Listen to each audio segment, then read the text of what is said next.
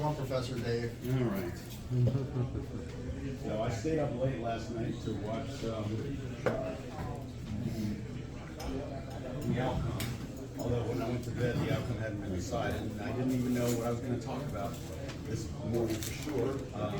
So when I woke up, I checked my phone and said, okay, well, I know what I'm going to talk about. So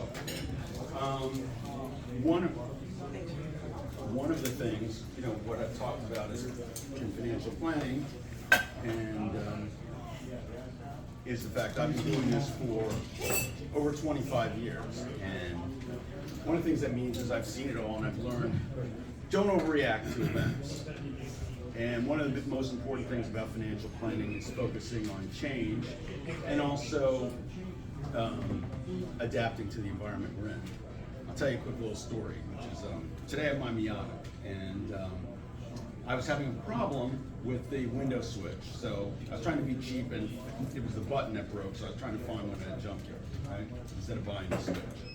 So I went to this local junkyard near my house to try to see if they had something.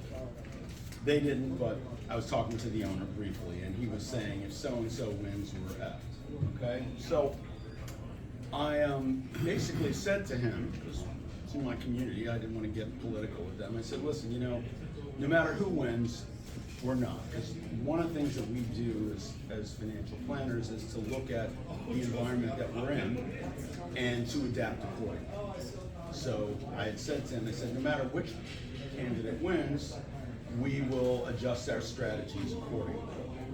And I think that's an important thing to be mindful of when we're thinking about the aftermath of what's going on. And we all have our opinions on this, and I'm not going to get into that. Yes?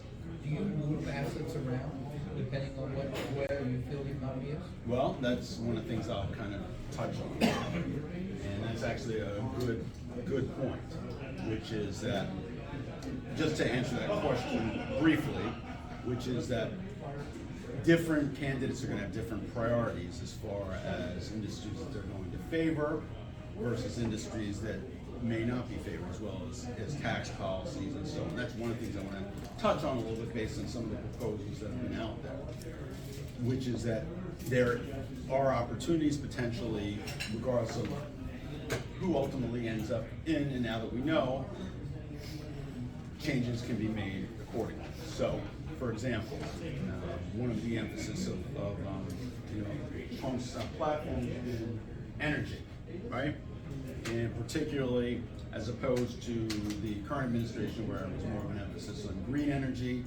Sorry, Tim, but there will be probably less of an emphasis on those industries as we get back more to some of the traditional fossil fuel industries, right?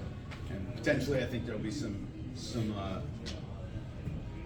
perks for nuclear as well, but I think the oil and gas industry, especially, there'll be additional incentives to increase domestic production. So certainly those industries may have some favor, but I'll get to that more specifically in a few minutes. But so my point is that when you're looking at the big picture, you try to adapt. So, for example, when they passed the Tax Cut and Jobs Act in 2017, you know, there was some concerns about, for certain individuals, their taxes may go up. And although it was promoted as a very broad-based tax cut, ultimately the majority of the cuts went in two areas.